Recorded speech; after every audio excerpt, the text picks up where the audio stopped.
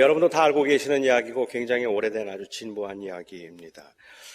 딸네 집에 갔는데 사위가 설거지하는 모습을 보면 설거지하는 모습이 너무 고맙고 기특해서 요즘 세상엔 맞다, 남자 할 일, 여자 할 일 따로 있는 거 아니다 라고 그렇게 말을 한답니다. 딸을 도와주는 사위가 너무 고맙고 보기 좋습니다. 그런데 아들 집에 가서 아들이 설거지하는 모습을 보면서는 도대체 며느리는 집에서 뭘 하길래 남자인 아들이 설거지를 하는가 싶어서 며느리가 못마땅하고 고생하는 아들이 너무 안쓰럽답니다.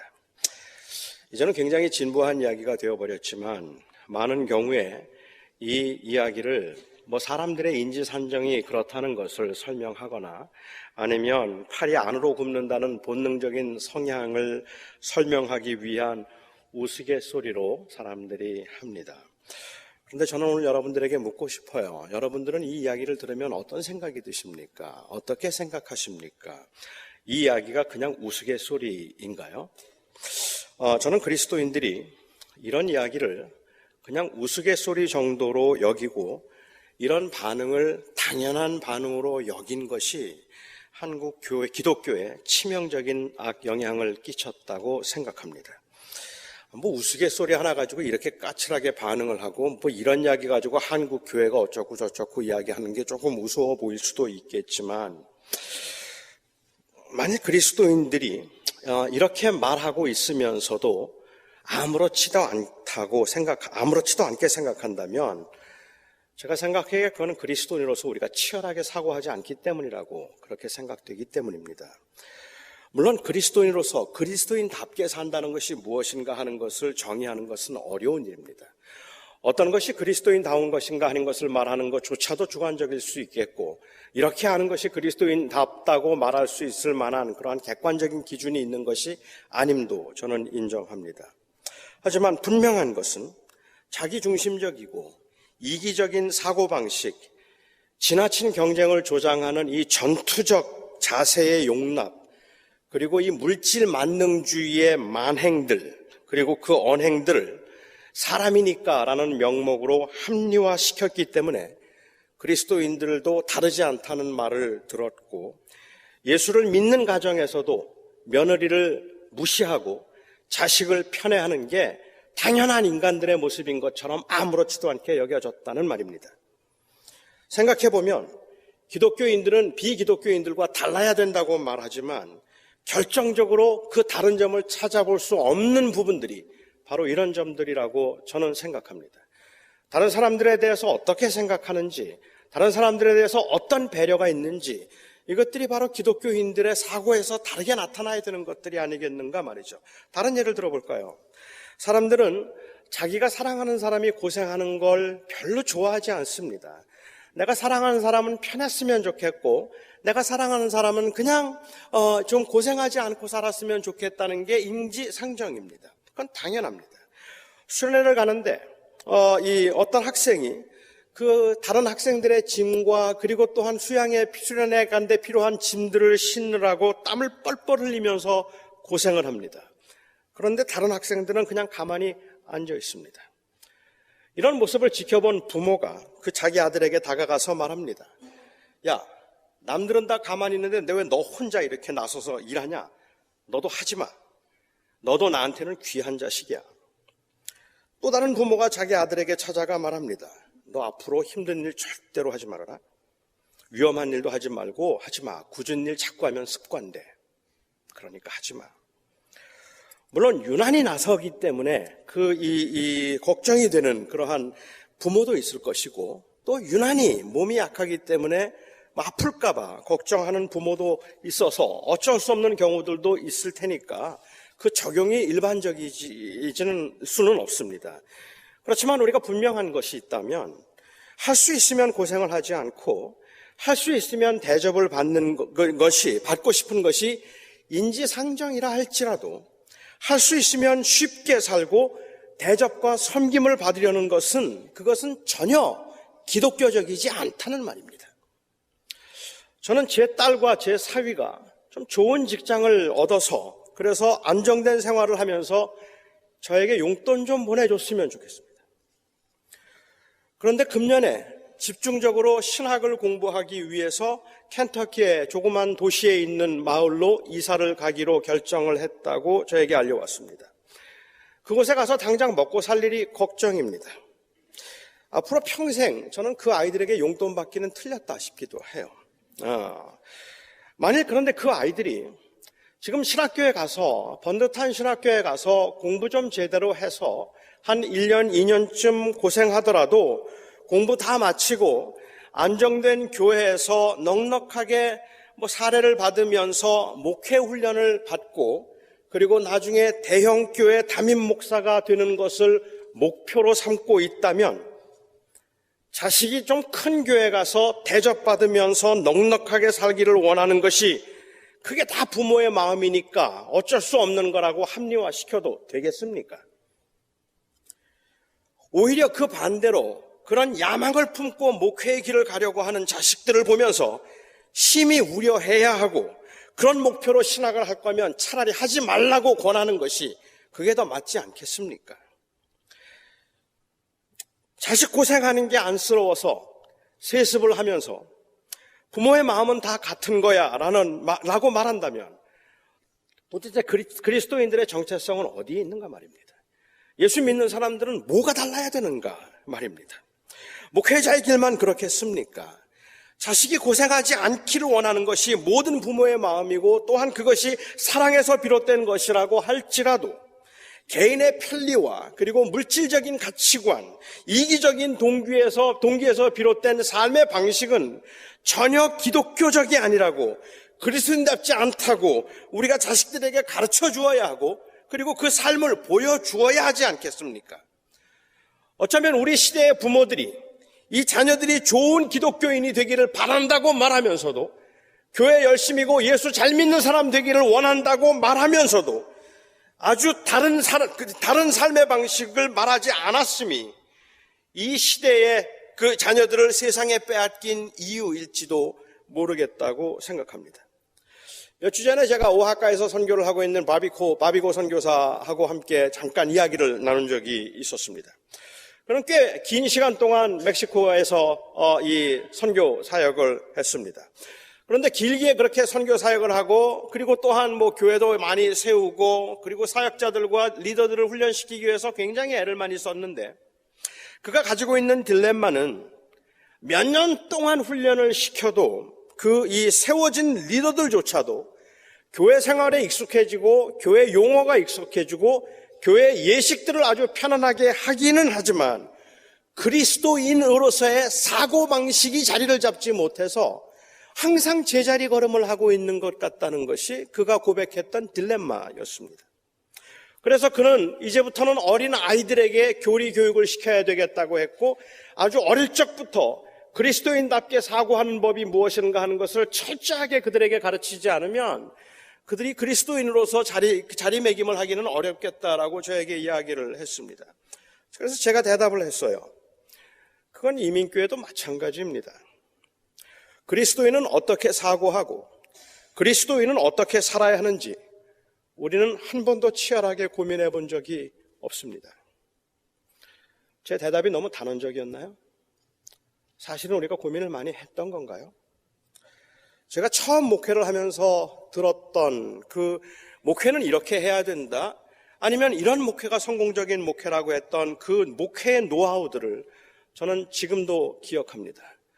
제가 처음 담임 목사로 부임해 가서 그 첫 해에 그 지역교회 목사님들이 목회자 세미나를 한다고 저를 초청했습니다. 그때 초청해서 갔을 때 그 목회자 세미나의 그 세미나 주제가 무엇이었는가 하면 목사가 어떻게 하면 캐딜락을 탈 수 있을까였습니다. 목사가 어떻게 하면 캐딜락을 탈 수 있고 어떻게 하면 목사도 벤츠를 탈 수 있을까? 어떻게 하면 쉽고 편하게 대접을 받으면서 소위 말하는 성공적인 목회를 할 수 있을까? 교인들에게 무시당하지 않고 권위 있게 목회하는 법, 교인들에게 조롱당하거나 교인들에게 이용당하지 않고 교인들을 이용하는 법, 결국은 어떻게 하면 고난의 길을 가지 않을 수 있을까 하는 것에 관한 것이었습니다. 편하고 싶어 하고 대접받으며 살고 싶어 하는 것이 인간의 본성이라고 할지라도 그런 본성대로 살지 않고 하나님의 말씀을 따라서 살기로 작정한 그리스도인들로서는 사람이 다 그런 거지, 사람 생각이 다 그런 거 아니겠어, 사람은 어쩔 수 없는 거야 라고 그렇게 말하거나 그렇게 생각하지 않는 사람이 어디 있겠는가라는 말을 용납하면 안 되는 겁니다.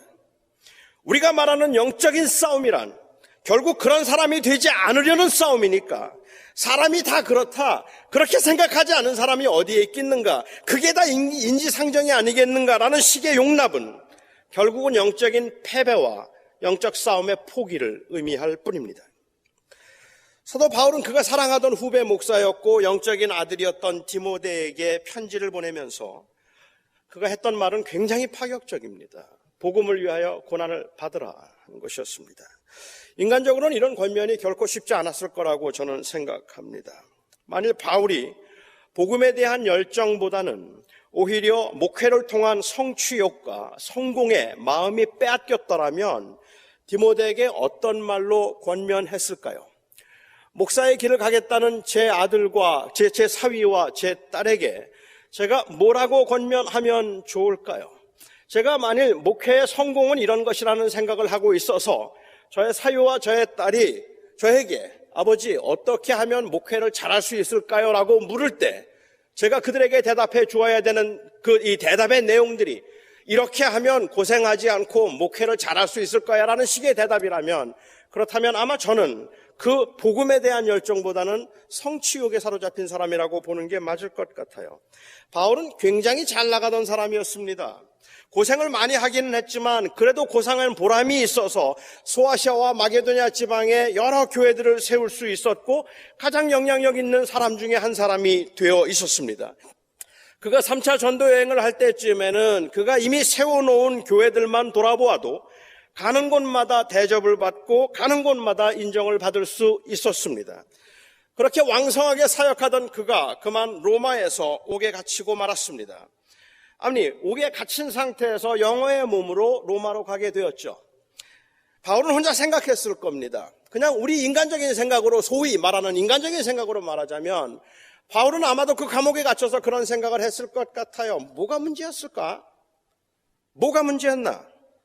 내가 너무 욕심을 내었던 것 같다. 그때 에베소를 떠나지 말았어야 하는데 예루살렘에 가지 말라고 주변에 있는 사람들이 그렇게 말렸는데, 그런데 그 말을 그렇게 말릴 때 그 말을 듣고 로마로 오지 말았어야 했는데, 내가 너무 바빠서 그 사역하고 선교하는 일에 너무 바빠서 충분히 기도하며 하나님과 교제할 시간을 가지지 못해서 이런 일을 당한 걸 거야.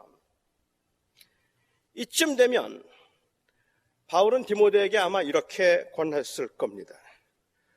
목회를 하면서 교회가 부흥할 때 교회가 조금 어려움이 있다고 해서 교회를 떠나지 말거라. 다른 믿음의 선배들의 충고를 잘 듣고 너무 독단적으로 사역하지 말아라. 아무리 바빠도 기도와 말씀에 소홀히 하지 말고 모든 문제는 인간적인 생각으로 풀려고 하지 말고 기도로 풀어라. 기도로 돌파해라. 너무 욕심부리지 말아라. 인간을 믿는 것이 아니니까 교인들 믿지 말고 그냥 적당히 교인들을 섬겨라. 열심 낸다고 해서 교인들 변하는 것 아니더라. 너와 함께하고 너를 지극히 아끼는 사람들, 그 사람들을 결코 소홀히 여기지 말아라. 그 사람들이 결국은 힘들 때 네 편이 되는 거야.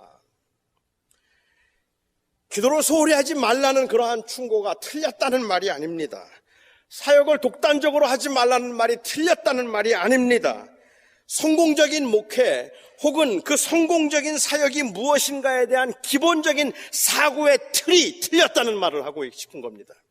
그러니까 뭡니까? 그때 문제가 생겼고 문제가 생겼다고 생각하는 이유가 결국은 내가 고생을 하게 되었으니까 나는 실패한 거라는 그러한 의미에서 하는 말인가요? 왜 이렇게 목회가 잘 안 될까? 기도하지 않아서 그런 거지. 기도로 돌파해서 목회가 성공적이 되면 그래서 더 이상 고생하지 않고 교인들이 물밀듯이 몰려와서 편안하고 안락한 회전의자에서 회전의자 돌리면서 성공했다고 말할 쯤 되면, 그러면 그게 성공한 목회입니까? 우리가 지금 추구하고 있는 것들이 그런 것들이냐는 말입니다. 고난은 무조건 피하고 넓고 쉬운 길에 승승장구하는 것이 성공이라고 생각하는 그 사고에, 고난과 고통의 일은 무조건 실패라고 생각하는 그 사고방식에 문제가 있다는 말입니다. 그런데 교회 성장 세미나가 대체로 이런 식이에요. 교회에서 말하는 성장과 부흥에 관한 이야기들과 어떻게 그리스도인이 성공적인 삶을 살 수 있을까에 대한 것, 하나님께서 어떻게 하면 복을 받을 수 있을까에 대한 모든 설교들이 대부분 이런 식이라는 말입니다. 바울은 디모데에게 보내는 편지의 서두에 이렇게 말합니다. 그러므로 네가 우리 주의 증거와 또한 주를 위하여 갇힌 자 된 나를 부끄러워하지 말고 오직 하나님의 능력을 조차 복음과 함께 고난을 받으라. 바울이 갇힌 바 된 것을 부끄러워하지 말라고 말한 것은 그가 지금 감옥에 갇혀 있다고 해서 무시하지 말라고 하는 말은 아닐 겁니다. 비록 갇혀 있지만 내가 그동안 한 일이 얼마나 많니? 그러니까 그 업적과 공적을 잊지 말아서 여러 사람들에게 내 말을 좀 잘해달라는 그러한 의미 아닐 겁니다. 이 말의 의미는 그 다음에 나옵니다. 나를 부끄러워하지 말라고 말한 다음에 말하기를 너도 나처럼 복음을 위하여 고난을 받으라. 여러분은 바울의 말이 이해가 되십니까? 고생이야 자기만 하면 됐지 왜 남에게 고생을 하라고 권하느냐는 말입니다. 자기는 고생을 하더라도 다른 사람에게는, 자식들에게는, 그리고 후배들에게는 너희들 고생하지 않아야 된다고 그렇게 말해야 되는 거 아닙니까? 자기는 옥에 갇혀 있는데 디모데는 그래도 제법 큰 도시에서 감독으로 사역하고 있는 것이 못마땅해서 너 지금 그렇게 호강하고 있으면 되겠느냐? 빨리 와서 나와 함께 감옥에 갇혀라. 이 말을 하고 있는 걸까요? 아닐 겁니다. 지금 옥에 갇히라든지 아니면 옥에 있는 나를 좀 옥발하지 하라는 말을 하고 있는 건 아닙니다. 바울이 하고 싶은 말은 복음을 위해서라면 어떤 희생이라도 각오하라는 말입니다. 그리스도의 사역과 삶에서는 성공과 편리가 목적이 아닌 복음이 목적이 되어야 한다고 말하고 있는 겁니다. 망할 것 같고 손해볼 것 같고 죽을 것 같아도 복음을 맡은 자로서 복음에 합당한 일만, 사도요, 교사요, 또한 그 선포자로 하나님께서 부르셨으니 그 선포자와 교사와 또한 그 이 사도로 하나님께서 부르신 그 부름에 합당하게만 행하라. 바울은 오늘 본문에서 두 번이나 이 복음과 부끄러움을 연관시켜서 말하고 있습니다. 8절에서 그는 갇힌 자 된 나를 부끄러워하지 말라고 했고 12절에서는 내가 이 고난을 받아도 부끄러워하지 아니하는 것은 내가 믿는 자를 내가 알고 내가 의탁한 것을 그날까지 그가 능히 지키실 줄을 내가 알미라라고 했습니다. 보통은 고난을 이야기하면 두려움을 말하는 법입니다. 그렇잖아요? 고난을 말하면 그 고난을 견디기가 어렵기 때문에 오는 그 두려움과 불안함에 관한 이야기를 하는 법인데 바울은 두려움에 관한 이야기를 그 전절에서 하기는 했지만 바울은 두려움이라는 이야기보다는 부끄러움이라는 이야기를 더 많이 쓰고 있습니다. 왜 바울은 고난을 이야기하면서 복음을 이야기하면서 부끄러움을 이야기했을까? 아마도 그때도 바울의 사역을 실패라고 말하는 사람들이 있었기 때문인 것 같습니다. 저자가 실패한 자이기 때문에 저렇게 감옥에 갇혀 있다고 말한 사람들이 있었기 때문인 것 같아요. 아니면 스스로 실패감을 느끼면서 자신과의 싸움이 있었기 때문에 너는 나를 인하여 부끄러워하지도 말고 너도 부끄러워하지 말라고 말하고 있는 건지도 모르겠습니다. 고난을 부끄러워하지 말아라? 어쩌면 이 말이 그냥 그렇게 마음에 와닿는 말은 아닙니다. 이 무슨 뜻일까? 고난을 부끄러워하지 말라는 말이 조금 더 마음에 와닿으려면 저는 좀 말을 바꿔보면 어떨까 싶어요. 성공과 편안함을 자랑하지 말라? 좀 약해요. 성공과 편안함을 부끄럽게 여기라. 그걸 자랑하지 않을 뿐만 아니라 부끄럽게 여겨라. 저는 적어도 목회자들은 그래야 될 것 같습니다. 대접받는 것이 익숙해질 때면 떠날 때가 된 겁니다. 내가 이만하면 성공했다 싶어서 이만하면 내가 안정된 삶을 살겠구나라고 생각이 되고 이제 나는 걱정할 거 없다 생각되면 저는 그때가 떠날 때라고 생각합니다. 그냥 편안하고 쉽고 그냥 좋은 길을 가는 것, 그건 우리의 궁극적인 목적이 아니기 때문에 그렇습니다. 저는 오늘 바울이 말한 이 고난이라는 게 도대체 뭘까 하는 것에 대해서 좀 깊이 생각해 보고 싶었습니다. 고난을 받으라고 말할 때 고난이라는 무엇인가? 바울이 말하고 있는 이 고난은 그냥 복음을 전하다가 욕을 먹는다든지 아니면 복음을 전하다가 감옥에 갇힌다든지 이런 것들을 의미하지 않습니다. 그렇다고 해서 이 고난이라고 하는 것은 단순히 사람이 이 세상을 살아가면서 당하는 모든 어렵고 힘든 일들을 가리켜 고난이라고 부르지도 않습니다. 그런 것들이 고통스럽지 않다는 의미가 아닙니다. 돈이 없어서 오는 고통들, 고난들, 그리고 또한 몸이 아파서 오는 고난들, 이걸 전 결코 가볍게 여기고 싶지 않습니다. 그건 인간들이 경험하고 있는 가장 큰 아픔들이고 그것이 바로 우리를 비참하게 만드는 것들임을 인정합니다. 하지만 바울이 디모데에게 고난을 받으라고 말할 때 바울이 했던 말은 너도 나처럼 감옥에 갇히라든지 너도 한번 죽도록 고생 좀 한번 해봐야 된다든지 이런 이야기를 하고 있는 게 아니라는 말씀입니다. 이 고난은 복음을 인한 고난을 의미합니다. 이 고난은 복음적인 삶으로 인하여서 발생하는 모든 희생과 불편함을 의미하는 겁니다. 그런데 이 고난이라는 것은 언제나 억울하다 생각하고 힘들다 생각하는 것들은 아닙니다. 내가 어떻게 느끼는가, 내가 얼마나 힘든가 하는 것으로 고난이 결정되는 게 아니라는 말입니다. 힘들어서 고난도 아니고 힘들다고 생각해서 고난도 아닙니다. 고난이라는 것은 이 세상의 흐름 혹은 자기 자신의 본능적인 죄성과 역행해서 살아가고 있는 그 모습 자체가 곧 고난입니다. 그러니까 기쁘게 누리는 고난도 가능하고 나는 그걸 고난이라고 생각하지 않는 그 고난도 충분히 가능합니다. 말이 너무 어렵죠? 제가 조금 설명을 하자면 이렇습니다. 선교사들이 좀 오지로 들어가면 문명의 혜택을 받을 수 없는 곳이나 아니면은 아주 편안하게 넉넉하게 마음껏 원하는 것들을 먹으며 살 수 없는 그러한 오지로 들어가서 불편하게 사는 사람 모습을 보면 사람들은 너무 불편하겠다고 생각하고 너무 고생이 많다고 생각을 하고 그걸 고난이라고 생각을 해요. 그런데 선교사들은 하나도 불편하지가 않아요, 사실은. 그곳에 살고 있기는 하지만 그걸 불편하다고 느끼는 것도 아니고 그래서 자기가 불행하다고 생각하는 것도 아니고 오히려 그냥 신발이 없어서 맨발로 다니는 한이 있어 다니더라도 그게 그렇게 불편하다든지 아니면 이걸 굉장한 고난이라고 생각하지는 않습니다. 오히려 기쁘고 단순하고 편안하고 쉽다고 말할지도 모릅니다. 아주 기쁘게 그 생활을 하고 있을 겁니다. 그런데 저는 그걸 고난이라고 부르고 싶습니다. 제가 그것을 고난이라고 부르는 것은 힘들어서가 아니에요. 먹고 싶은 걸 못 먹어서가 아니에요. 옷이 충분하지가 않아서가 아니에요. 제가 그것을 고난이라고 부르는 것은 이 세상이 추구하는 것과 역행하는 삶을 살고 있기 때문에 그렇습니다. 이 세상이 바라고 원하는 것들이 아닌 것을 추구하고 있기 때문에 그것을 고난이라고 부르고 싶은 겁니다. 우리는 복음 때문에 사실은 이 세상이 전부인 것처럼 성공과 쾌락을 추구하며 살지 않기로 했습니다. 그런데 이 세상이 전부라고 말합니다. 이 세상은 마귀는 끊임없이 우리 자신이 인생의 주인이고 우주의 주인이고 우리 우주의 중심이라고 유혹을 합니다.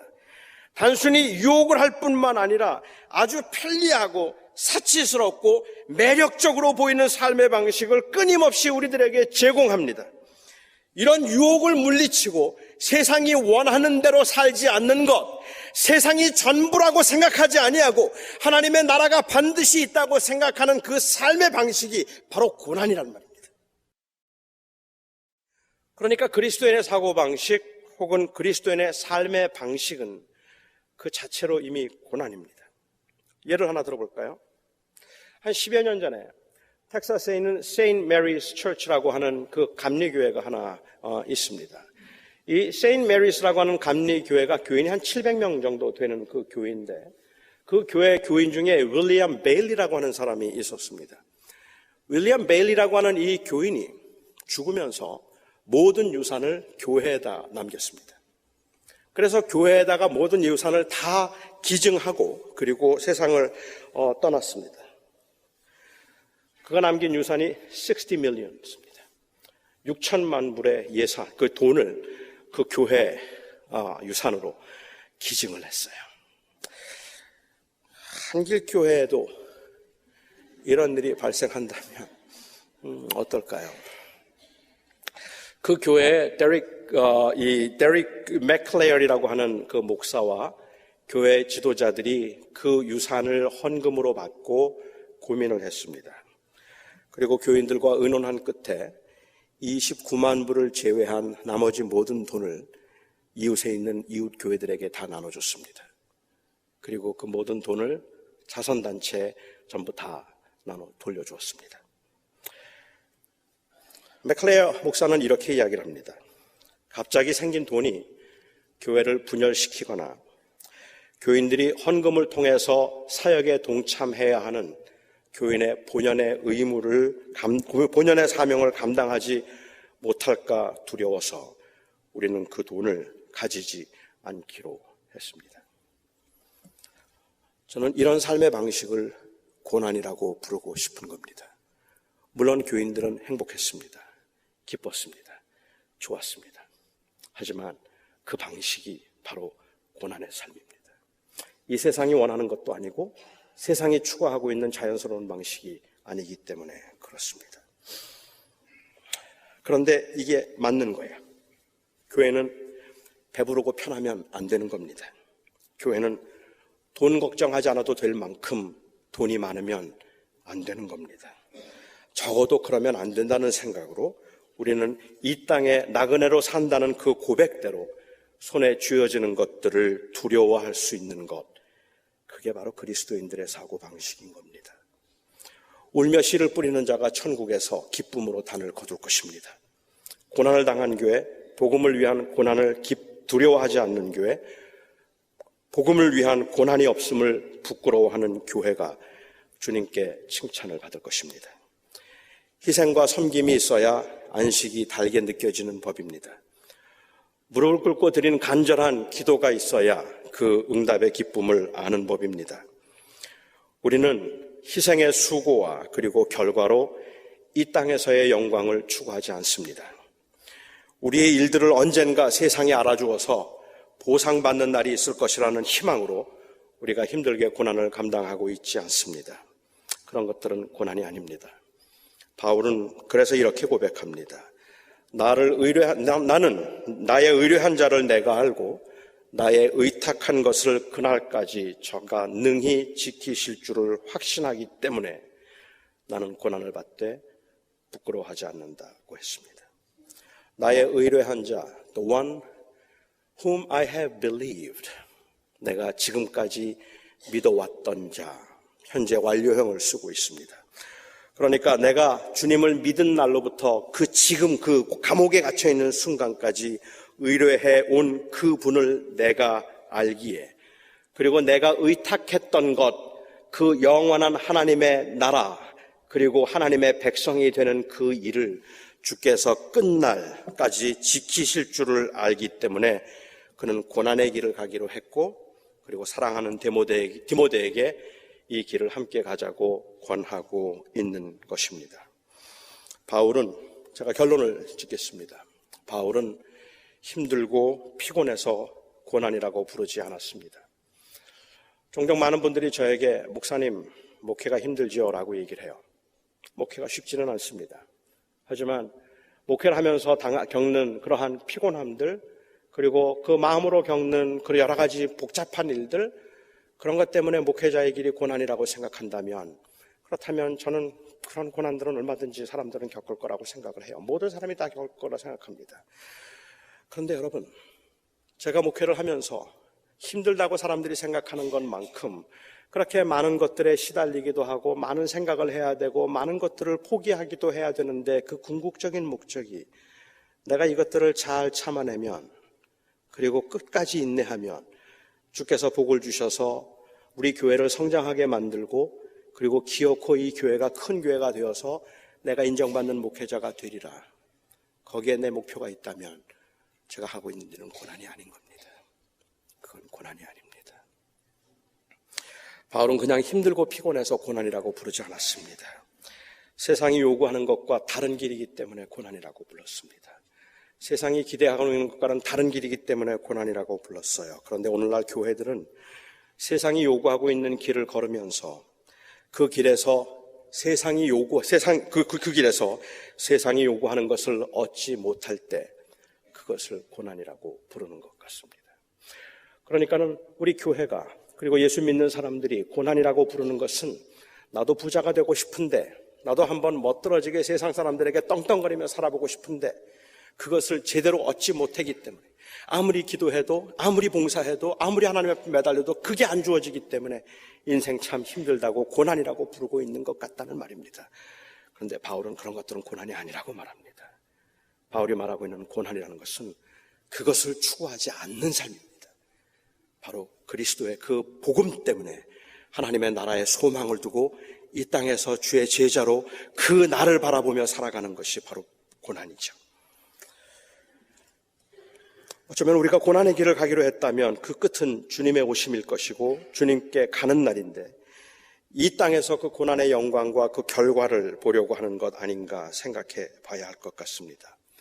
너무 힘들고 너무 유혹이 강할 때 주님 언제까지 해야 합니까? 라는 탄식이 저절로 나오기는 하지만 우리는 모두 다 압니다. 이 영적인 싸움은 주님 오시는 날까지 해야 합니다. 이 영적인 싸움은 주님이 부르시는 날까지 해야 합니다. 세상의 유혹은 여전히 굉장히 매력적이고 굉장히 강력하기 때문입니다. 바로의 공주라 칭함 받기를 거절하고 하나님의 백성과 함께 있는 것, 그것을 세상의 쾌락과 편리를 누리는 것보다 더 좋아하기로 한 것, 그것이 바로 복음과 함께 받는 고난입니다. 이 땅에 살아가면서 굉장히 많은 유혹들이 있지만 그러한 유혹들을 따르지 아니하고 하나님의 말씀 따라서 살겠다고 작정한 그 삶의 방식이 바로 고난입니다. 우리는 이 그리스도의 삶을 위해서 조금 더 치열하게 사고할 필요가 있습니다. 그러니까 우리는 어떻게 살아야 되는가? 그러니까 우리는 무엇을 해야 되는가? 조금 더 냉정하고 그리고 조금 더 치열하게 고민해야 할 필요가 있습니다.